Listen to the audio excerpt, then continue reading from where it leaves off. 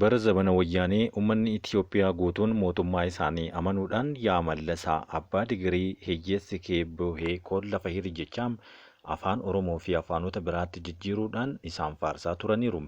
Kana jechuun Mallas Zeenaawwiin yeroo sanatti amanamummaa inni uummata biratti qabu kan agarsiisu yommuu ta'u, gaaffii uummanni gaafatuuf deebii hatattamaa akka inni kennus kan agarsiisudha. Mallas yeroo bulchiinsa isaa wanti inni beekamuun tokko keessaa rakkoon tokko yoo biyya keessatti dhalate deebii hatattamaa kennuufi furmaata waaraa yeroo sanatti uummata irratti qaqqabsiisuudhaan kan inni beekamudha. Kanumaan wal qabatee uummanni Itiyoophiyaa hundi daangaa hanga daangaatti gaafa Mallas du'e meeruma onnee irratti dhagahameen aanaa hanga gandaatti taa'anii dunkaana dhaabanii boohaa turaniiru. Nu marartee mallee nu mararteem itti fufaa qabsoo natti kaafte jechuudhaan faaruu garaagaraa faarsaa isaaniif boohaa turaniiru. Haa ta'u malee Mallas Zeenaawwiin dhugamatti nama akkasiiti moo nama akkamiiti? Keessattuu dimokiraasii sabaa fi sablammoota jedhu kan afaan qofaan galmaahee turee fi keewwata irratti taa'ee ture garuu sirni isaa qabatee lafa jala gad hin tarreefim. Ulaa galaanaa yeroo ammaa kana uummanni miiliyoona 132 ol ta'uu rakkoo hamaa keessatti argamuuf sababa kan ta'e ammoo Mallas Zeenaawwiidha jechuudhaanis ni komatu. Mallas Zeenaawwii yeroo sanitti afaaniin sabootaa fi sablammoota keessattuu Itiyoophiyaa jechuudhaan haleellisuu malee mootummaa Shaabiyaa kan Isaayyaas Afeworqii waliin walitti dhufeenya akka inni qabus dhagahamaa tura. Yaa hanga inni lubbuudhaan darbes eegdota isaa irraa wanti akkanaa baheetiin mul'atee jira. Gubbaa irraan waraana Shaabiyaa irratti labsuudhaan bara baadimmee fi achi boodas waraana walirratti banuun lammiilee kumaatamaan lakkaa'aman kanneen miiliyoonatti siqan naannoo daangaa Eertiriyaa fi Itiyoophiyaa irratti dhiigni isaanii dhangala'aa tureera. Haa ta'u malee waraanaan booda Isaayyaasii fi Mallas walitti dhufeenyi isaanii akkuma duraanii walitti dhufeenya gaarii akka tureem eegdonni isaanii itti dhiheenya qabanii fi namoonni biroo kan Mallasitti dhiheenya qaban himaa jiru. Mallas Zeenaawwiin harka lafa jalaatiin Eertiriyaa waliin walitti dhufeenya cimaa akka qabu kan ta'e yommuu ta'u, garuu yoo deebi'u Eertiriyaa akka diina Itiyoophiyaa kan jalqabaatti kan labsus Mallasuma Zeenaawwii kanadha. Eegdota ministeera muummee duraanii Itiyoophiyaa kan turanii fi yeroo ammaa kana kan lubbuun hin jirre Mallas Zeenaawwii keessaa tokko kan ta'e Miikii Raayyaam wayita Mallas Zeenaawwiin aangoo irra turan walitti dhufeenyi inni Isaayyaas Afeworqii waliin qabu haala itti aanu kanaan addeessee jira.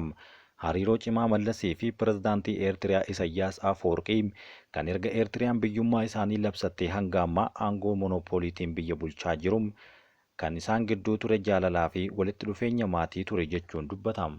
Kana jechuun ummatoonni lamaan Eertiriyaa fi uummanni Itiyoophiyaa yeroo wal waraanaa turetti afaaniin diina walii haa ta'anii malee keessoon isaanii walitti dhufeenya maatii akka qaban kan agarsiisudha.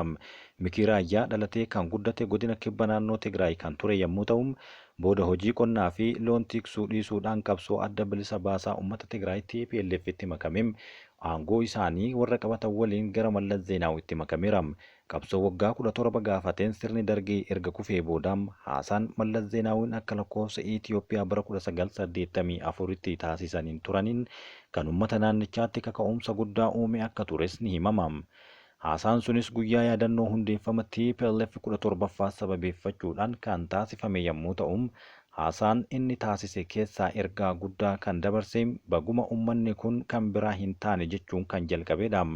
Baga isin irraa uumamne baga kan fageenya isin ilaallu hin taane jechuudhaan yeroo sanitti uummata jajuun dubbateera.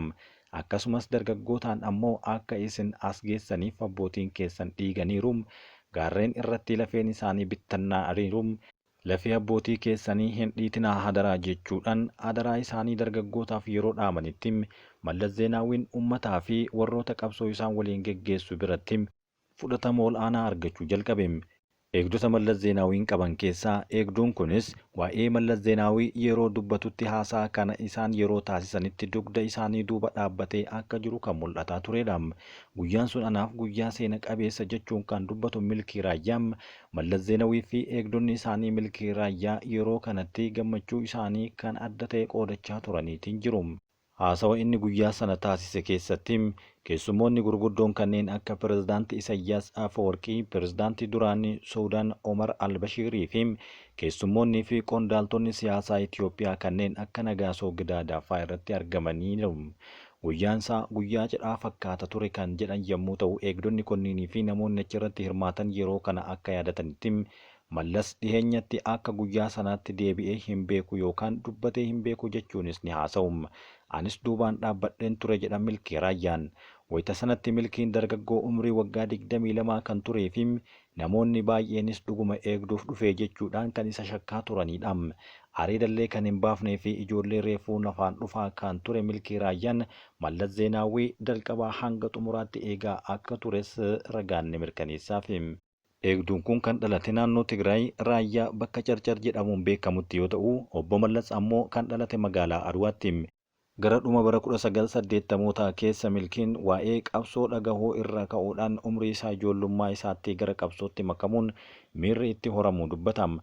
Kanaafuu lamaanuu bakka dhalootaatiin walitti kan dhihaatan ta'uu garuu kaayyoon qabsoo isaanii tokko waan isaan taasiseef walitti dhiheenya guddaa argataniiru. Ijoollee ta'anii sagalee wayyaanee fi sagalee qabsaa'otaa dhageeffachaa kan guddatan hanga umriin isaanii gahutti achuma keessa turanii. Kanaafuu umriin isaanii kan qabsaa'an guutuu uummata isaaniitiif ture. Isaan booda qabsootti kan makan boodarra ammoo qabsoonis cimee dargiin aangoo irraa kufeem wayita jedhutti bara 1983tti gara magaalaa Finfinnee dhufanii dhaabni kun qabatan. Erga Finfinnee galanii booda komaandoo waan barbaachisuuf gareen Milkii Raayyaatiin durfamu Dabra Taaboor irraa gara Tigraayitti deebi'uudhaan leenjii akka fudhatu taasifamee ture.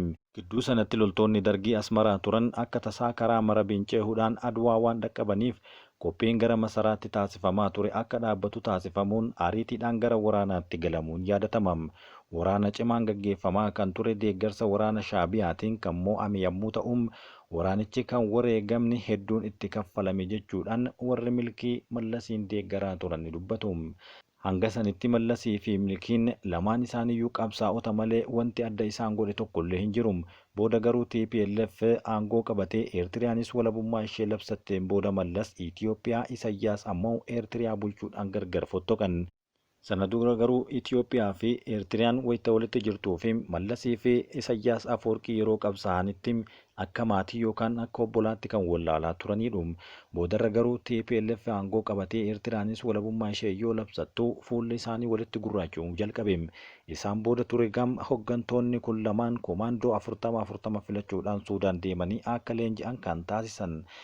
Komaandoowwan 40 warri Suudaan leenjisaa turan kunniin kan warra Itiyoophiyaatiin wayyaanii, kan warra Eertiriyaatiin ammoo Eertiraa jechuun waamaa akka turanis ni beekama. Loqodni isaanii tokko ta'us walii galaa kan turanii fi hiriyyummaa gaarii waan uumameef wayita obbo Mallas waliin Asmaraa deemamus kan isaan affeerraan gaariin taasifamaa tureef dhagahama. Leenjicha xumuruunis hunduu gara biyya isaaniitti deebi'anii hoggantoota isaanii eeguu kan eegalan warri komaandoon 40 filataman kun 40 Itiyoophiyaatti 40 ammoo Eertiriyaatti godaanan. Yeroo sanaan booda hojii eegumsaa kan eegalanii fi yeroo baay'ee gara Asmaraatti deddeebi'aa kan turan Mallasii fi Milkiin walumaa galatti wal biraa kan hin hafnedha. Akka namni eegduu Mallas ture kun jedhutti Mallas Zeenaawwiin yeroo daawwannaa fi Eertiriyaatti deemutti dhokatee waan deemuuf eegdota isaa jalaayyuu akka dhokatuu fi sa'aatiiwwan muraasaaf akka isaan jalaayyuu badu dubbatamaa ture. Haa ta'u malee eegdonni isaanii kun barbaadanii yeroo argatanitti isaan Isayyaas Afoorqii fi namoota isaan hariiroo waliin uuman hedduu waliin kan haasa'aa turanii fi inumaayyuu yeroo garagaraatti haasaa isaanii kana kan dhoksaadhaan taasisanis ni dubbatu. Akkasumas pirezidaantii Isayyaas Finfinnee dhufuun saddeeqa taphatee haasa'ee kolfee gara biyyaatti deebi'a jechuunis ni dubbatu. Wanti akkasii kun garuu uummatatti wanti ifa ta'e tokkollee kan hin jirredha. Mootummaa fi mootummaa malee uummataa fi uummatni garuu afaan diinaatiin kan wal ilaalaa turedha. Garuu lamaan isaaniituu waa'ee jireenya dhuunfaa isaanii baay'ee waan hin dubbanneef boodallee jaalalli isaan gidduu ture akkamiin gara jibbaatti akka geeddarame wanti dhageenye homtuu hin jiru jechuun ni dubbatu eegdonni kunniin hojiin isaanii eegduu qofa osoo hin taane keessaan isaanitti waan dhihaataniif wantoota garagaraa icciitiiwwanii fi maloota isaan ittiin biyya bulchaa turanis kan beekanidha. Mallasitti aanee kan ture garuu ija jabeennaan kan garas ilaalaa hin turree fi Isayyaas Afoorqii Finfinneetti dhufee guyyaa guyyaadhaan bashannanaa akka turee fi yeroo inni Eertiriyaatti deebi'u Mallas Zeenaawwiin taraa isaatiin dhaqee akka isaan bira bashannanus eegdonni kunniin ni dubbatu. Wanti baratamaan aanga'oonni yookaan mootummoonni eegduu isaanii malee kan socho'uun hin danda'amne yommuu ta'u Mallasii fi Isayyaas garuu yeroo sanitti Lamaan isaaniiyyuu qofaa isaanii deemuu irraa wanti isaan daangessu tokkollee akka hin jirre ni kaafama. Akka kanaan kamittuu waliin kolfaa walitti qoosaa bashannanaa fi hiriyoota gaarii ta'anii waliin dabarsaa kan turan Isaayyaasii fi Mallas yeroo sanitti eegdota isaanii irraas miliquu fi qofaa isaaniitti waliin mari'achuun waan baratamaa turedha. Yeroo baay'ee Asmaraa yeroo imalutti Mallas Zeenaawiin Finfinnee caalaa yeroo Asmaraa gahu miirri mootummaa isatti dhagahama jechuun eegdonni kunneen seenaa isaanii ni taphatu. Walitti dhufeenyi gaariin aangawoota lamaan gidduu ture eegdota isaaniifillee kan bu'aa buuse akka ture yoo dubbatan eegdonni isaanii kun sababa isaaniitiin bu'aa isaanii akka argatanis ni himu. Eegdonni kunneen erga Suudaanitti leenjii irratti waliin dabarsanii booda Chaayinaatti leenjii humna qilleensaa fi koomaandoof leenji'uudhaaf waliin deeman wal arguus dubbataniiru. Isaan lamaan kun Itoophiyaa kun Eertiriyaa irraa waggootaaf Suudaanitti leenjii fudhatanii sana booda Chaayinaattis jalqabanii wal arganiiru. Mallasii fi Isaayyaas Eertiriyaa fi Itoophiyaa yookaan Finfinnee fi Asmaraa gidduu deddeebi'uun akkuma hiriyoota mana isaanii deemuudhaan bashannanaa turanitti bashannana isaanii itti fufaniiru. Haa ta'u malee jaalalli isaanii kun waraanatti erga deebi'ee booda daangaa walitti cufuu, karra walitti cufuu fi jechaa fi waraanaan wal darbachuun itti fufaniiru. Mallasii fi Isaayyaas Afeworqii diina ta'uun kan walitti jijjiiramanis yeroo hiriyyummaan isaanii tasatti akka diinummaatti jijjiiramteedha. Siyaasa keessatti kun waan baratamaa ta'us hiriyyummaa akkana walitti dhihaatuu fi kan waliin qabsaa'anii biyya ajjaan qoodatan gidduutti ammoo rakkoon akkanaa uumamuun kan afaan nama qabachiisudha. Hariiroon Isaayyaasii fi Mallas akkamiin gara waraanaatti jijjiirame, Mallas Zeenaawiin akkamiin du'e eenyutu ajjeese kan jedhu kutaa itti aanu keessatti qabannee isiniif dhiyaanna.